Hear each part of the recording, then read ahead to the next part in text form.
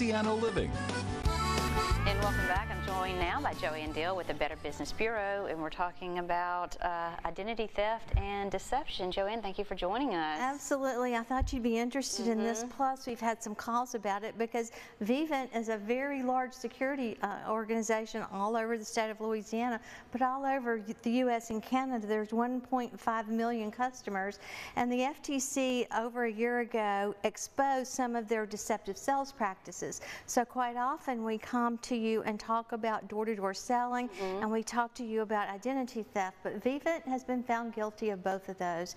They were using a software that would allow them to go down a street and check credit based upon addresses. So as you well know, this would be an invasion of your privacy. So basically, in a very few strokes of their keypad, they broke the Fair Credit Reporting Act, the FTC Act, and the Red Flags Rule. So they've been fined greatly. It's a record-setting fine, $15 million plus $5 million for those individuals whose credit was used as a third-party vendor. In other words, if you wanted to spend $1,000 for this equipment in your home and you didn't pass the credit check, they would ask you if you had a friend, or they would use what's called white paging. So a friend or relative could be used as your previous address if they had good credit, or someone else in the white pages with the same or similar name could have been used. So those folks are going to get payment for that with that $5 million.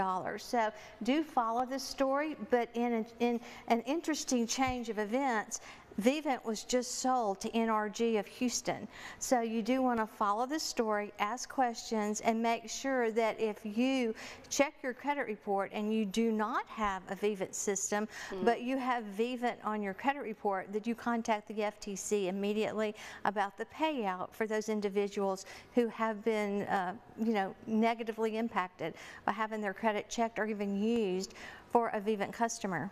And these relatives have no idea that their name is being used, or someone with the same name has no idea that their address is being used? Absolutely. And you can expect more of these kinds of things to happen. We're hoping that NRG is going to do the proper thing and make sure that the payments are made.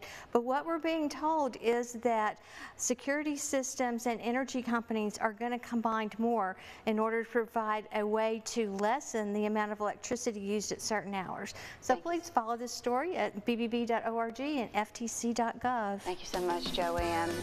And up next, Emily Stogner is here with Experience Weston. Stay with us.